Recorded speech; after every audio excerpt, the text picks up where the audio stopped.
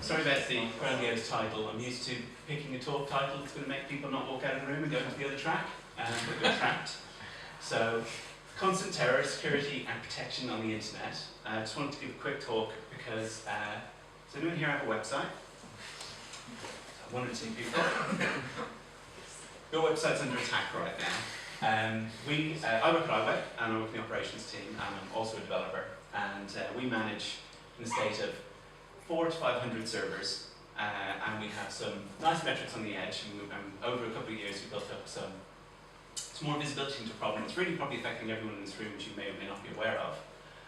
So yesterday when I was preparing these slides at the very last minute, this is pretty much 24 hours ago a 5-minute sample of attacks against the last 60 websites that we launched, and that's peaking at 30 attacks per second.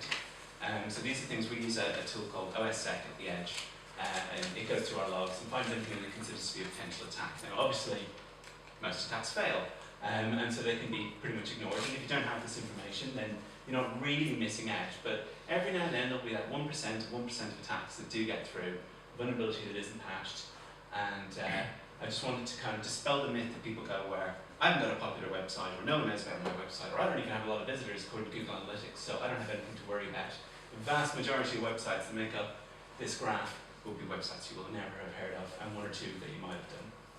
So, how can you protect yourself on the internet? Or rather, how can you protect your website or your clients' websites?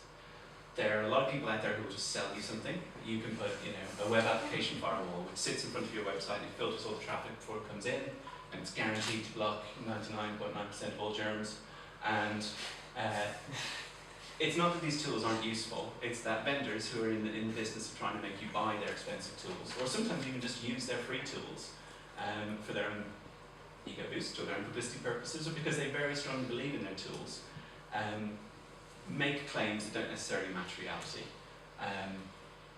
So, tools are out there, but there's not necessarily one tool, and I'm certainly not going to be the stop and go. All you need to do is go home and install this thing and you'll be fine, you can sleep at night. There are data standards, which are also important, and they're sometimes made fun of, like the PCI Data Security Standard. It's a very thick document, and the latest version of it has 150 things for you to do, and that's only for mid-level merchants, so it gets bigger and longer, particularly if you're touching real cardholder data.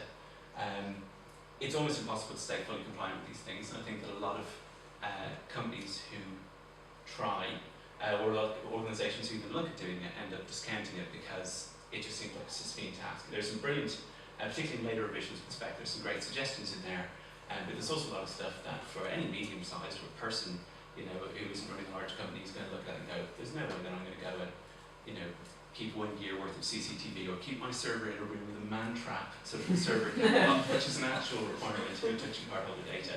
And I went into our data centre the other week, and we actually now have a man trap which won't let more than one person in through the door of one go, which is just brilliant when you're trying to carry a server through. And it closes behind you and then it just goes beep, beep, beep, beep, and it doesn't open when you press the button. That's great. Having get bailed out by another technician because you weigh too much. I don't weigh too much, I'm carrying a 30 kilo server.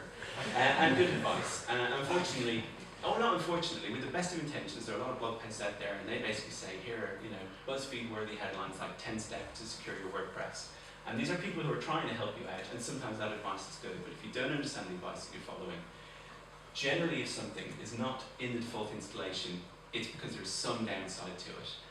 So in a WordPress, they might say to rename the admin user, or to change permissions on your folder so that you don't, it's very Unixy, but change permissions on your folder so that the .root isn't writable. And it's good advice in certain circumstances, but there are very good reasons why you wouldn't do those things some of the time.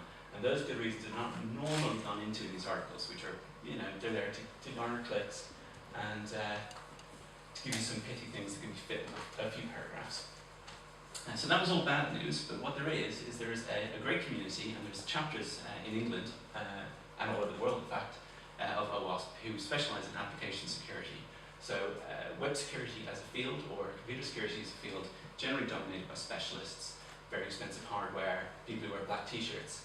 And OWASP is actually quite a developer-focused organisation. They run a conference once a year. It was actually in Cambridge this year. I think it'll be in Amsterdam next year, I'm not certain.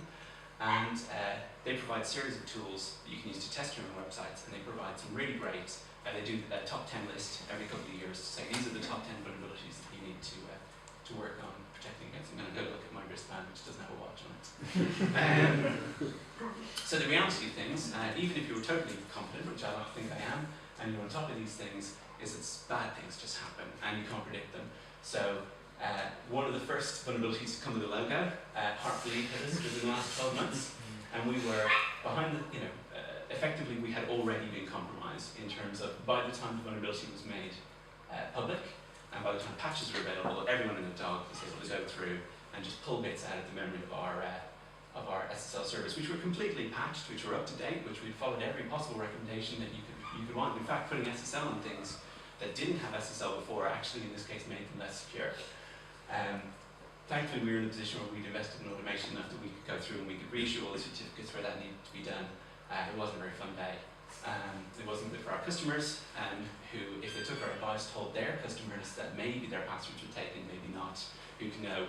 Maybe you should change everything just to be sure. And it certainly wasn't a very good day for your mum's net.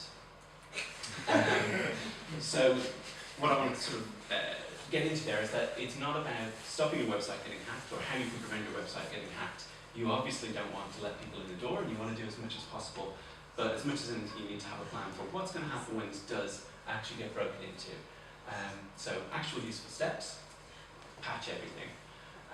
The simplest thing, and it can be time consuming, but it is probably the number one thing that I would say, is that if you keep whatever software you're using, Umbraco, WordPress, Magento, you just have to keep it up to date. And WordPress has moved in default install now to patching minor versions. I don't know if it patches major versions, I'm not a WordPress person.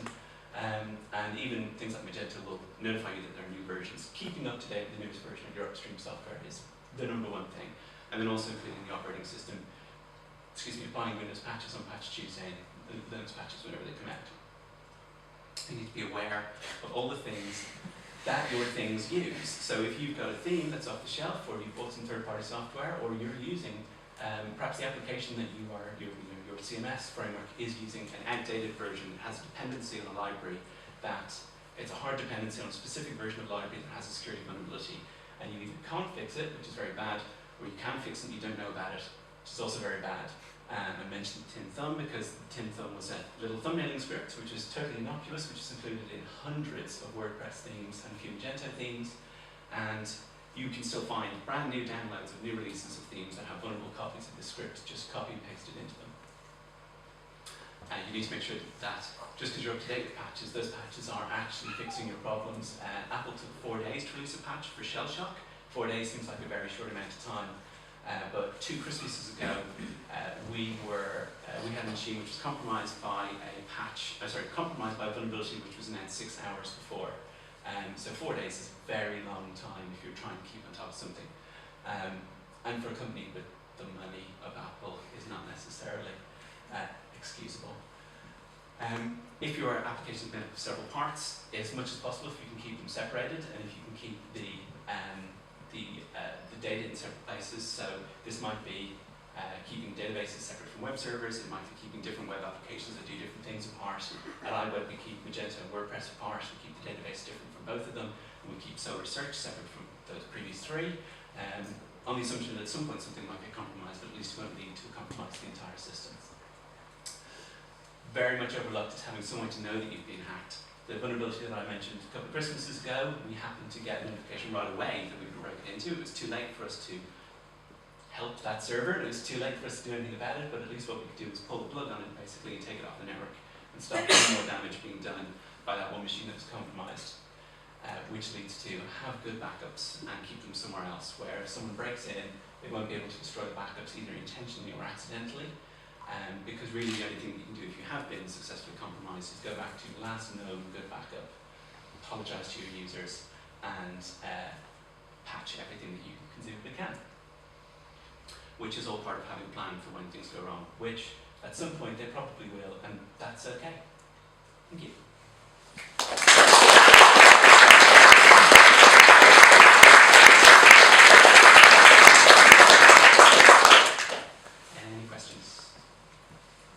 Hi, where would you point people sort of towards starting security and starting looking at this? I would definitely point people at OWASP.org as the first point. It has a great explanation of what all application vulnerabilities are. It doesn't talk about firewalls and a lot of network ops and sysops type stuff. It's talking about application things, how to sign cookies, how to come up with URLs that are secure, how to validate inputs correctly.